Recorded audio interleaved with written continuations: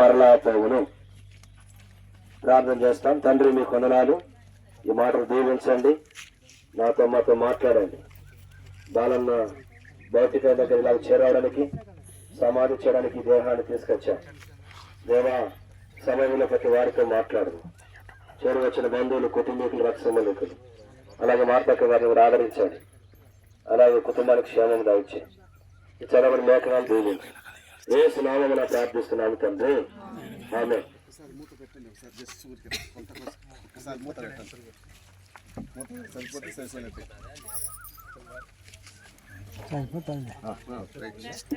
మన్నైనది వెనుకటి వలనే మరలా భూమికి చేరును, ఆత్మ దాన్ని దయచేసిన దేవుని యొద్దకు చేరును అనే మాట ఇక్కడ మనం చూసుకుంటున్నాం. మనుషుడు మట్టి నుండి తీయబడ్డాడు. ఆది కాండంలో మనం గమనిస్తే దేవుడు తన స్వరూపము, తన పోలిక చొప్పున దేవుడు మనిషిని నిర్మించాడు. మనం దేవుని స్వరూపం. నేల మట్టితో దేవుడు మనిషిని నిర్మిస్తా వచ్చినాడు. అందుకని ప్రభు అన్నాడు, నువ్వు ఏ నేల నుండి తీయబడ్డావో అదే నేలకు చేర్చబడ్డావు అనే మాట చూస్తాం.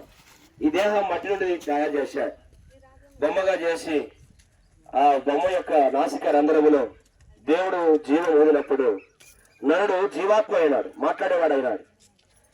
ప్రియులారా, మీరు గమనిస్తే అందుకనే మరి ప్రభునందు నిద్రించిన వారిని లేదా ఈ మరణం నిద్రతో కూడినటువంటి మాట జ్ఞాపకం చేయబడుతుంది. ఈ భౌతికాయాన్ని తిరిగి మనము మట్టికి అప్పగిస్తున్నాం. ఎలాంటి ధనవంతులైనా సరే, ఎలాంటి కోటీశ్వరులైనా సరే, ఒక రోజైనా, 2 రోజులైనా, 10 రోజులు, 20 రోజులైనా, నెలైనా లాస్ట్కు తిరిగి ఇదే అనుభవంలోనికి, భూస్థాపన మరి ఈ యొక్క బరియల్ గ్రౌండ్ లోనికి లేదా శ్మశాన వాటికలోనికి తీసుకురాబడాల్సింది.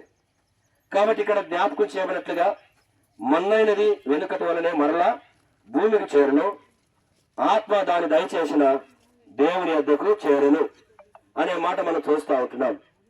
చూడండి, అయితే దేవుని యొక్క వాక్యంలో ఒక మాట రాయబడుతుంది. యోహాను సువార్త మనం గమనించినట్లయితే 11వ అధ్యాయం 24, 25వ వచనం. మార్త ఆయనతో అంత్యదినమున పునరుద్ధానమందు లేచునని ఎరుగుదునను.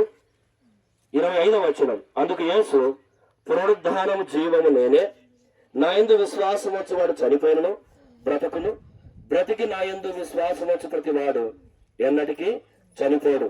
ఈ మాటని నమ్ముచున్నావని అడిగినట్లుగా ఇక్కడ జ్ఞాపకం చేయబడుతుంది.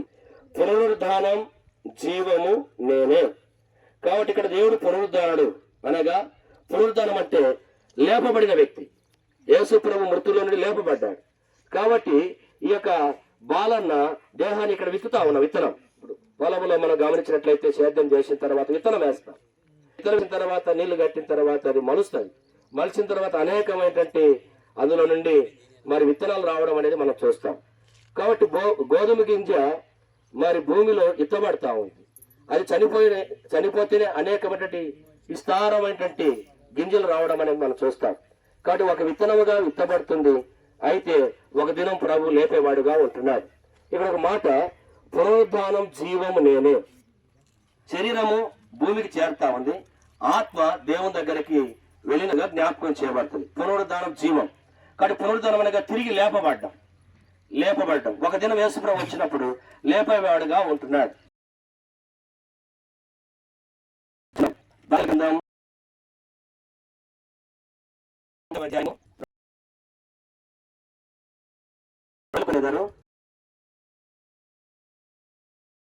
నిత్యముగా సమాధులను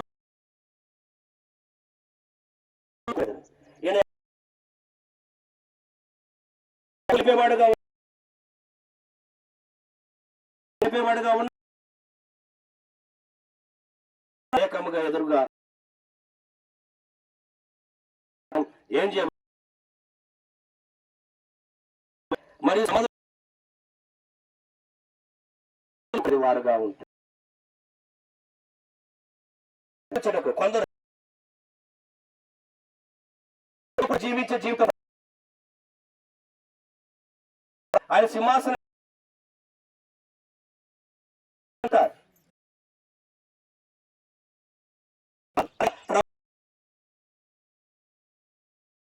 సమాధులలో నర్ల వారు లేచి వచ్చేగా ఉన్నాయి. నిత్య పాలగటకు దానిని అది తప్పించుకున్నాడు. నా విశ్వాసం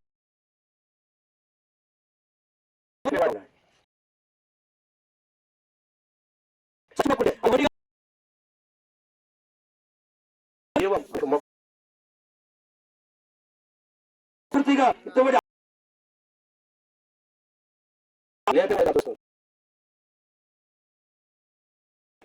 సమాధులు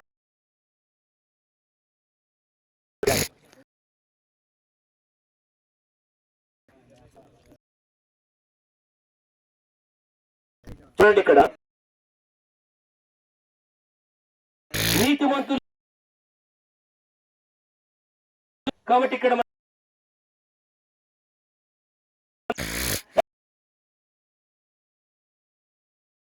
ఎరగని వారు ప్రియులరా, అయితే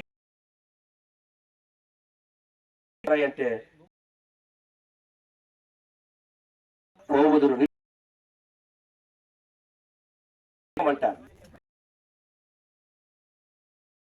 ఆకలి రాజ్యం